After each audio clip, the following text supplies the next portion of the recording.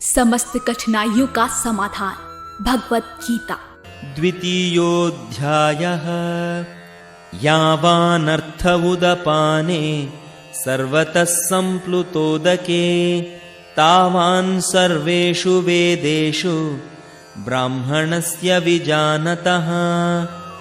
एक छोटे से कूप का सारा कार्य एक विशाल जलाशय से तुरंत पूरा हो जाता है।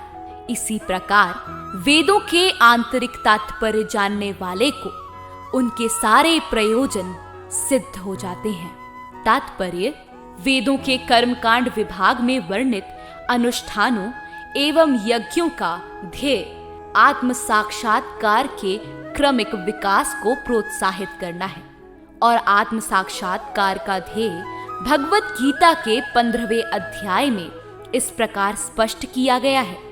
वेद अध्ययन का ध्येय जगत के आदि कारण भगवान कृष्ण को जानना है।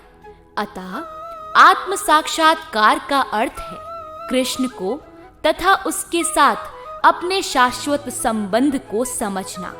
कृष्ण के साथ जीवों के संबंध का भी उल्लेख भगवत गीता के 15वें अध्याय में ही हुआ है। जीवात्माएं भगवान के अंश स्वरूप हैं। अतः प्रत्येक जीव द्वारा कृष्ण भावनामृत को जागृत करना वैदिक ज्ञान की सर्वोच्च पूर्ण अवस्था है। श्रीमद् भागवत में इसकी पुष्टि इस प्रकार हुई है। हे प्रभु, आपके पवित्र नाम का जाप करने वाला भले ही चंडाल जैसे निम्न परिवार में क्यों ना उत्पन्न हुआ हो, किंतु वो आत्म साक्षात्कार के सर्वोच्च पद पर स्थित होता है।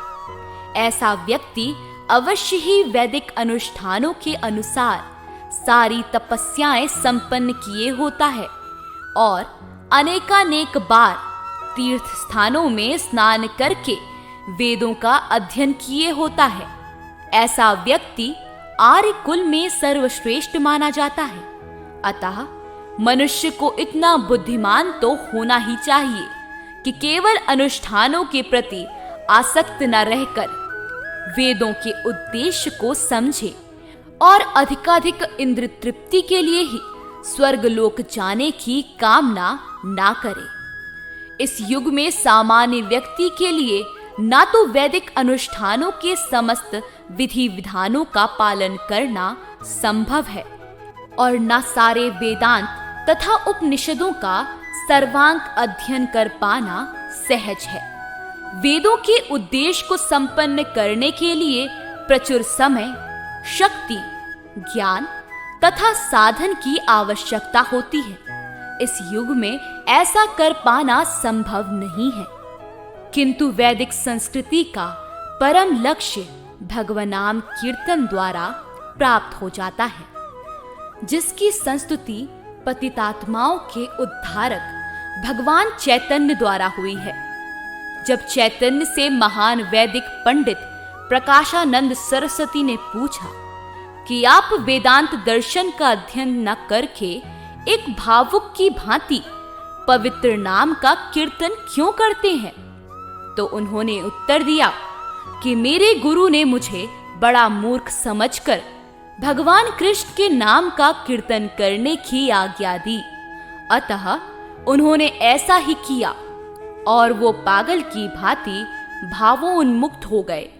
इस कलयुग में अधिकांश जनता मूर्ख है और वेदांत दर्शन समझ पाने के लिए पर्याप्त शिक्षित नहीं है। वेदांत दर्शन के परम उद्देश्य की पूर्ति भगवान के पवित्र नाम का कीर्तन करने से हो जाती है।